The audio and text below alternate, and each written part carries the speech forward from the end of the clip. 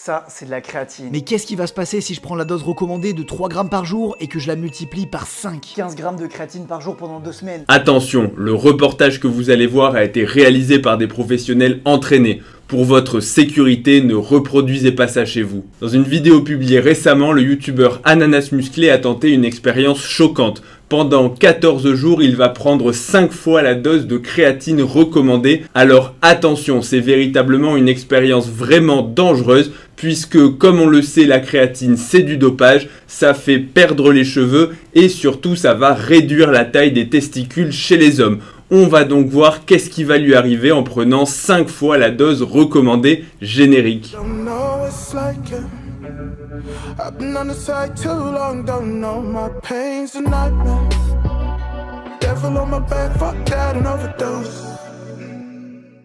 Ça, c'est de la créatine et c'est un des compléments alimentaires les plus étudiés au monde. Pour certains, c'est totalement inutile, tandis que pour d'autres, c'est assimilé à du dopage. C'est vrai que j'ai fait une petite blague en introduction concernant le fait que la créatine était du dopage. Et je l'ai fait en toute connaissance de cause puisque, effectivement, dans l'imaginaire des gens qui ne font pas de musculation et pas de sport, la créatine, c'est du dopage. Et c'est quelque chose qui va te rendre énorme, un peu comme les bodybuilders qu'on peut voir sur les différents magazines. C'est clairement en rapport avec une certaine affaire à l'époque qui avait fait un scandale, je crois que c'était au début des années 2000, quand une célèbre équipe de football avait été prise positive pour un test antidopage et avait déclaré avoir pris de la créatine pour justifier à la fois les performances incroyables sur le terrain, mais aussi la positivité du test antidopage. Et depuis, comme ça avait bien sûr fait les gros titres de la presse, les gens ont associé la créatine à du dopage, bien que, je vais faire une petite parenthèse, la liste des produits antidopants est quelque chose qui varie de façon permanente. Pour vous donner un petit exemple, à un certain moment, la caféine, c'est-à-dire présent dans le café, qui est un stimulant, était considéré comme un produit dopant. Comme quoi, ce qui est sur la liste des produits dopants, c'est quelque chose qui va dépendre en grande partie de l'éthique et on va dire des mœurs de l'époque. Maintenant, ce qu'on sous-entend quand on dit que la créatine est un produit dopant, c'est que ça va être assimilé aux stéroïdes anabolisants, ce qui est totalement faux. La créatine, c'est un acide aminé qui est non protéique et qui n'a absolument pas ni la même structure, ni la même fonction, ni les mêmes modes d'action que les stéroïdes anabolisants qui vont être en gros les dérivés de la testostérone. Prendre une petite dose de cette poudre tous les jours va te permettre d'améliorer ta masse musculaire et d'augmenter énormément ta force brute. Mais qu'est-ce qui va se passer si je prends la dose recommandée de 3 grammes par jour et que je la multiplie par 5? 15 grammes de créatine par jour pendant 2 semaines. Est-ce que je vais prendre du muscle et de la force de façon spectaculaire ou alors je vais avoir des effets secondaires? Je suis choqué. Mais qu'est-ce que c'est que cette idée que de prendre 5 fois la dose recommandée?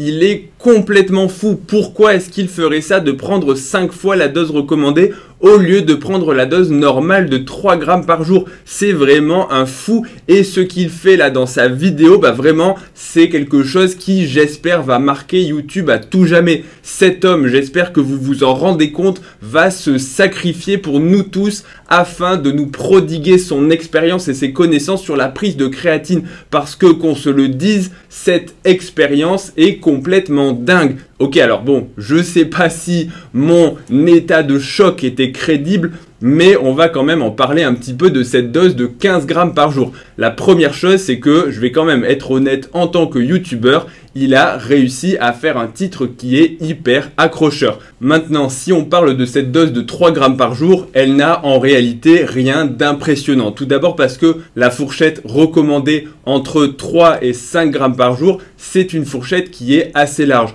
Puisque en réalité, il faudrait rapporter la dose de créatine à prendre par jour en fonction du gabarit, c'est-à-dire non seulement le poids total, mais surtout la masse musculaire. Un sportif qui aura plus de muscles aura une capacité de stocker de la créatine qui sera plus importante qu'une personne qui aura un gabarit moindre et surtout moins de muscles, tout simplement. Et c'est assez facile à comprendre. Si tu prends mamie 50 kg, 1m50, elle aura bien évidemment moins de muscles et moins d'espace de stockage dans ses cellules musculaires que si tu prends le rugbyman de 2 mètres et 120 kg qui est bourré de muscles. Je suis avec une des meilleures nutritionnistes. Elle m'a parlé tout à l'heure de quelque chose parce que je lui ai expliqué que je prenais 15 grammes par jour. Elle m'a dit c'est débile, enfin ça sert à rien. C'est beaucoup. C'est beaucoup trop surtout. C'est trop. Alors, est-ce que c'est trop? Bon, déjà, on voit comment les gens déforment tout de suite, parce qu'on voit Ananas qui dit « Ouais, elle a dit, c'est complètement débile ». Bon, forcément, si elle avait dit ça, j'aurais dû faire un petit commentaire, mais ensuite, elle se corrige, enfin, elle le corrige, et elle lui dit « Non, j'ai pas dit que c'était débile, mais j'ai dit que c'était trop ». Et on peut dire que c'est vrai qu'elle a raison, de prendre 15 grammes par jour sur le long terme, ça n'a aucun effet. Maintenant, déjà, on parle parfois, et dans certaines études, c'est ce qui est noté, et c'est encore un petit mythe, je vais dire, qui circule sur la créatine, c'est qu'il faut faire des doses de charge. C'est-à-dire que pendant quelques jours, en général c'est une semaine, vous allez prendre de grosses doses par jour afin d'augmenter la concentration de créatine plus rapidement. Et dans les études, ce sont des études publiées, il y a plusieurs études qui ont testé des doses allant jusqu'à 20, 25, voire même 30 grammes par jour de créatine. Donc la dose de 15 grammes par jour pendant 2 semaines, elle n'a rien d'aberrant. Et pourquoi il y a cette dose de charge? Non pas que le fait de prendre de la créatine à 3 grammes par jour ce soit inefficace, c'est tout simplement que pour augmenter et saturer beaucoup plus rapidement les muscles en créatine, le fait de donner des plus grosses doses au départ va permettre d'augmenter cette concentration beaucoup plus rapidement que si vous prenez 3 ou 5 grammes par jour, auquel cas il faudra un petit peu plus de temps. Je vais d'abord me peser pour voir mon poids le jour 1 d'expérience et du coup voir comment ça va évoluer dans le futur. Si t'enlèves le poids de la caméra, ça fait 81,5 kg et pour mon physique, le voilà sans congestion et avec une lumière plutôt neutre pour le point de départ. En parlant du poids et de la créatine, ça me fait assez rire parce que bon, en 2 semaines, on va pas se mentir, la probabilité qu'ils prennent beaucoup de muscles, elle est assez faible, sauf si effectivement son dealer de créatine, alors c'est une blague hein, bien sûr pour tous ceux qui prennent tout au premier degré, qui vous mettent dans les commentaires « Ouais, franchement, t'as dit que la créatine, elle était vendue par un dealer alors que c'est légal dans les boutiques de suppléments. » Oui, je sais que c'est légal, c'est une blague. Ne prenez pas tout au premier degré. Bref, son dealer de créatine lui a coupé avec des stéroïdes anabolisants. Sinon, il y a assez peu de chances qu'en 15 jours, il augmente sa masse musculaire. C'est une durée qui est très courte et la créatine, c'est un supplément qui va avoir surtout un intérêt sur le long terme afin d'améliorer ses performances. Mais ce qui revient souvent avec la créatine, c'est la prise de poids en rapport avec la rétention d'eau. Est-ce que la créatine fait véritablement de la rétention d'eau? C'est une idée qui circule énormément et la réponse c'est oui et non. En théorie, il est vrai que la créatine est un agent qui va avoir une osmolalité, en gros qui va faire des mouvements d'eau à l'intérieur du corps et donc que théoriquement la créatine peut favoriser la rétention d'eau, mais attention, ce n'est pas de la rétention d'eau extracellulaire, c'est-à-dire en gros quand vous avez les chevilles gonflées le soir avec la marque des chaussettes ou quand vous avez des œdèmes, c'est-à-dire qu'en gros vous êtes, comme on dit en général en musculation, flotteux quand on ne veut pas admettre qu'on est juste un petit peu gras. Là c'est de la rétention d'eau qui va être par la créatine intracellulaire, c'est-à-dire de l'eau à l'intérieur des cellules qui vont absorber cette créatine, c'est-à-dire les cellules musculaires principalement. Donc oui, cet effet est possible et il peut y avoir une petite prise de poids pour les gens qui vont répondre de façon importante à la créatine, mais déjà, si elle existe, la prise de poids est faible parce qu'il y a des gens qui vont dire j'ai pris 3-4 kilos. Alors oui, tu as peut-être un gars sur 1 million qui va prendre autant, mais en général, elle sera faible de l'ordre de moins d'1 kilo et surtout, elle n'est pas chez tout le monde et surtout, elle est en général temporaire, le temps que ça s'équilibre. Donc il est vrai qu'on peut prendre son poids avant et après une cure entre gros guillemets de créatine, mais ça n'a pas véritablement d'intérêt et en 2 semaines je pense que son poids ne va pas forcément varier beaucoup. Maintenant pour l'expérience ça reste intéressant d'avoir toutes les données, que ce soit ses mensurations, son poids, etc. Dans chaque dosette, il y a 4-5 grammes de créatine. Alors je vais mettre 3 grosses dosettes, ça fera 15 grammes dans ce shaker. Alors pour ceux qui se demandent, c'est une créatine qui n'a pas de goût, étant donné que c'est de la créatine Créapure monohydrate. Donc en gros, c'est un label qui certifie sa pureté. Bon, je fais une parenthèse, je trouve ça assez rigolo de dire c'est de la Créapure, donc ça n'a pas de goût parce que c'est pur. En gros, ça ne veut pas dire grand-chose, alors je le taquine un petit peu, hein, c'est gentil ce que je vais dire, mais le fait qu'un produit chimique soit pur ne veut pas dire qu'il n'a pas de goût. Certains produits chimiques, vous prenez des BCAA par exemple, alors c'est chimique oui parce que c'est synthétisé à partir de transformations un peu douteuses. Alors à une époque on disait que les BCAA étaient fabriqués à partir de cheveux de chinois, je suis désolé pour ça, mais allez voir, enfin vous tapez ça sur Google ou sur les vidéos YouTube, vous allez tomber sur des vidéos assez marrantes, bref, et les BCAA pour ceux qui ont déjà goûté en poudre, même si c'est totalement pur, c'est absolument infâme. Je crois que j'ai jamais rien goûté avec un goût aussi dégueulasse. Voilà, c'est pas parce que c'est pur que ça n'a pas de goût, ça va avoir le goût de l'aliment, et il se trouve que la créatine n'a pas de goût.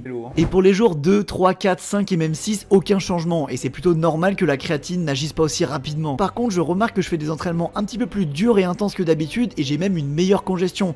Alors la congestion, du coup ça va rejoindre un petit peu ce que j'ai dit avant sur la rétention d'eau intramusculaire. Même si elle est faible, tout ce qui va permettre aux muscles de se gorger un petit peu plus d'eau et de sang, en gros de remplir un petit peu plus les muscles, ça va aider à la congestion. Cette nuit, il m'est arrivé quelque chose d'hyper bizarre à cause de la créatine, il faut absolument que je vous raconte. À 2h du matin ou 2h30, je me réveille et là je me sens pas bien du tout. J'ai la bouche hyper sèche, j'ai la gorge hyper sèche, j'ai mal à la tête, enfin je me sens vraiment déshydraté en fait. Je me sens pas bien, je transpire un petit peu, je bois 1 litre d'eau cul sec. Je pense que c'est à cause de la créatine, de cette surdose de créatine, parce que je prends 15 grammes par jour, les gars, c'est énorme. Pour le coup, j'ai pas tellement d'explications à sa déshydratation, alors s'il le décrit et s'il l'a ressenti, là c'est vrai que mon premier réflexe c'est de me dire la créatine dans les études, elle ne déshydrate pas, il n'y a jamais rien qui a prouvé que ça déshydratait, c'est-à-dire que ça donnait soif. Alors peut-être que s'il dort mal et qu'il a transpiré pour X ou Y raison, il a perdu de l'eau, il a perdu du sel, donc il peut se sentir déshydraté. Donc on peut lui suggérer à ce moment-là, admettons que ça dure, d'arrêter tout simplement la créatine. Et toi, tu me parlais de diviser les prises de créatine, apparemment ça marchait mieux. Oui, il y a les dernières études qui montrent que diviser ces prises de créatine, du genre 1 gramme par repas, c'est optimal. Et personnellement, pour moi, j'ai testé et ça marche beaucoup mieux. En attendant, elle a complètement raison, il faut diviser les prises de créatine, surtout quand vous en prenez beaucoup, tout simplement parce que l'absorption au niveau intestinal et la saturation dans le sang et dans les muscles, en gros la capacité, il y a deux choses. La première, donc c'est la capacité de votre tube digestif à absorber un produit, et ici en l'occurrence la créatine, si vous prenez trop d'un seul coup, vous prenez potentiellement le risque que les récepteurs et les transporteurs spécifiques de la créatine ne puissent pas tout absorber. Mais ce n'est pas tellement ce point-là qui risque de, en gros, coincer, c'est surtout que ensuite la créatine, elle va passer dans votre sang et votre taux plasmatique de créatine va augmenter. Mais les muscles ont une capacité limitée pour puiser en fait cette créatine. Et d'ailleurs, petite information bonus, la créatine est beaucoup mieux absorbée par les muscles si vous la prenez en même temps que des glucides. C'est-à-dire que les glucides vont, par le biais notamment de l'insuline, favoriser la captation de la créatine dans le muscle. Bon, je vais pas maintenir le suspense très longtemps, j'ai une poussée d'acné massive, des boutons qui apparaissent sur les épaules, dans le dos. Alors, c'est pas des boutons énormes que tu peux percer, tu sais, avec les doigts ou que tu peux gratter, c'est plein de petits points rouges et que je gratte, que j'essaye de percer, ça fait rien du tout. C'est comme un petit peu des plaques, comme si je faisais une allergie, mais c'est pas vraiment une allergie parce que la créatine, j'en ai pris pendant des mois avant et j'ai jamais eu ça.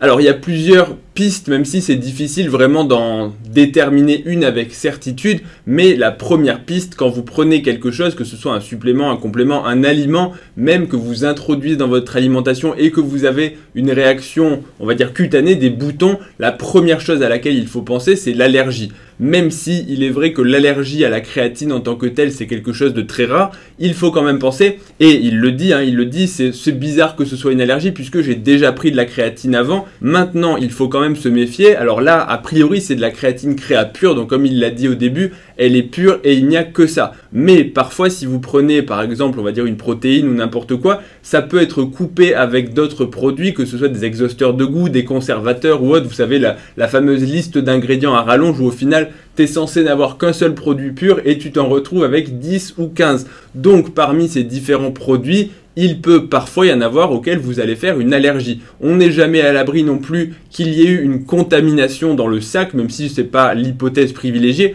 Dans tous les cas, quand vous avez un effet indésirable de type cutané et que vous suspectez une allergie, il faut bien évidemment arrêter on va dire l'agent qui est incriminé, parce que les allergies, parfois ce ne sont que des boutons et c'est pas grave, mais dans les cas les plus graves, ça donne ce qu'on appelle de l'anaphylaxie et ça peut faire le fameux choc anaphylactique ou le fameux œdème de Quincke, c'est-à-dire, vous savez, la gorge qui gonfle, le larynx qui devient œdémacié et on ne peut plus respirer et on étouffe, donc ça devient quelque chose de potentiellement grave. Et forcément, je pars du principe que si mon corps montre des boutons, fait sortir des boutons comme ça, c'est forcément qu'il a un problème ou qu'il y a un truc qu'il aime pas. Ça me donne vraiment envie d'arrêter l'expérience là.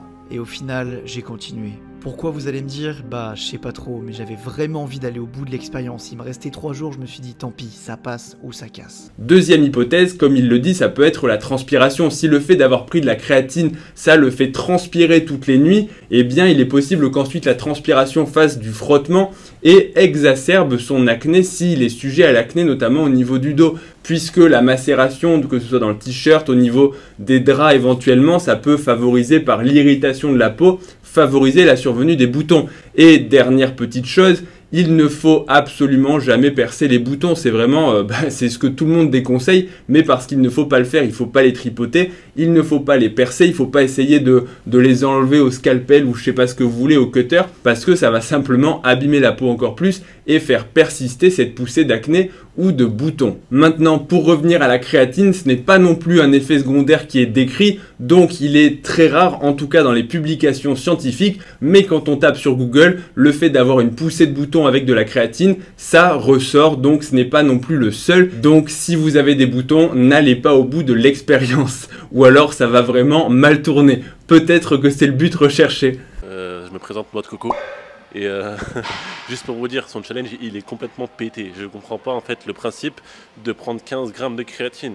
Les frères, prenez 5 grammes de créatine par jour. Non, je peux pas laisser dire ça. En vérité, c'est pas tellement si éclaté que ça. Tout simplement parce que, comme je vous l'ai dit au départ, la dose de créatine en vérité doit être rapportée au poids. Pour les personnes les plus massives comme les ananas musclés, les gens qui ont le plus de muscles ont une capacité de stockage de créatine qui est supérieure. Et donc, on peut recommander pour ces athlètes-là jusqu'à 10 grammes par jour, voire certains auteurs peuvent recommander un petit peu plus, 12 ou 14 grammes. Bon, donc 15 grammes, c'est peut-être la fourchette hyper haute. Maintenant, ce n'est pas non plus un challenge complètement éclaté au sol. Admettons qu'une personne me dise prendre 10 grammes de créatine par jour, je lui dirais, comme a dit la fille juste avant, c'est beaucoup et peut-être pas forcément nécessaire parce que comme toute supplémentation, il y a le rapport entre le bénéfice et le coût. Même si prendre plus de créatine n'aura pas d'effet indésirable, il y a quand même le budget à prendre en compte. La créatine, c'est quand même pas donné, ça a quand même nettement subi l'inflation. Donc sauf si vous êtes vraiment très riche et que vous vous en fichez de faire comme notre ami Brian Johnson qui prend 120 pilules par jour,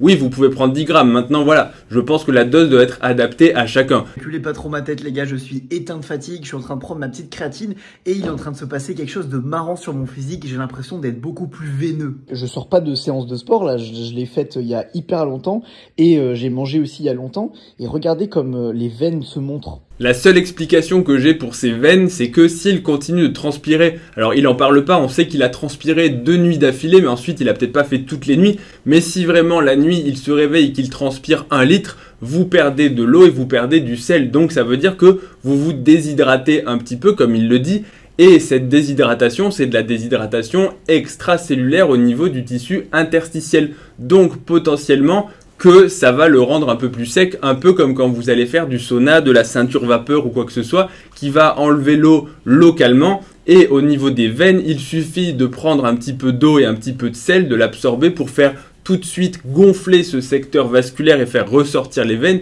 C'est ce que font certaines personnes avant l'entraînement et d'ailleurs je voulais en parler en vidéo, c'était à la mode l'an dernier, je ne l'ai jamais fait, peut-être que ça va me revenir comme idée et que je la ferai prochainement, mais c'est une très bonne façon de bien congestionner à l'entraînement et d'avoir les veines qui vont ressortir. Allez, on va. Easy. Allez, encore. Vas-y. Allez, on va. Ah, c'est bien, allez, encore. Lâche pas. ah non, je peux pas.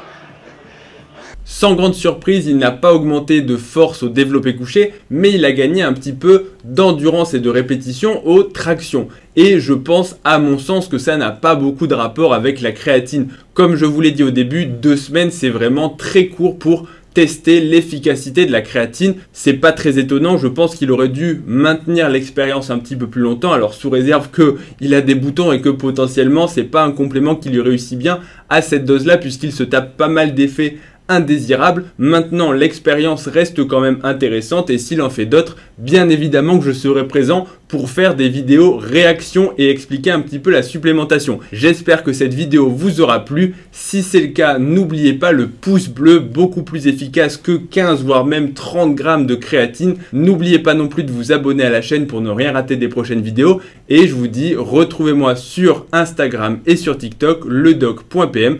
Et à bientôt pour la prochaine vidéo. Salut à tous.